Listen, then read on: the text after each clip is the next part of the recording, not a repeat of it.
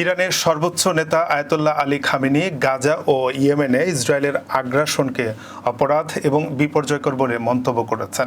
তিনি মুসলিম উম্মাহকে সব মতভেদ ভুলে একত্রিত হয়ে এই আগ্রাসনের বিরুদ্ধে শক্তিশালী প্রতিরোধ গড়ে তোলার আহ্বান জানান। খামেনি বলেন, এটি শুধু ফিলিস্তিন বা ইয়েমেনের সমস্যা নয়, বরং পুরো মুসলিম উম্মার সমস্যা। মুসলিম দেশগুলিকে ঐক্যবদ্ধ হয়ে এই অপরাধের বিরুদ্ধে রুখে দাঁড়াতে হবে। তিনি আরও বলেন, বিশ্বের মুক্তিকামী মানুষকে এই বিশ্বাসঘাতকতা ও বিপর্যয়কর পদক্ষেপের বিরুদ্ধে একসাথে দাঁড়াতে হবে, যাতে আর কোনো শিশু হত্যা, ঘরবাড়ি ধ্বংস কিংবা ফিলিস্তিনি জনগণ শরণার্থী হতে না হয়। খামেনি মার্কিন সরকারের ভূমিকা নিয়ে অভিযোগ করেন এবং বলেন, মার্কিন সরকারের ইশারায় অথবা সম্মতিতে ইসরায়েল এই হামলা চালিয়েছে। তিনি আরও বলেন, ইয়েমেনের উপর হামলা একটি অপরাধ, যা প্রতিরোধ করা জরুরি।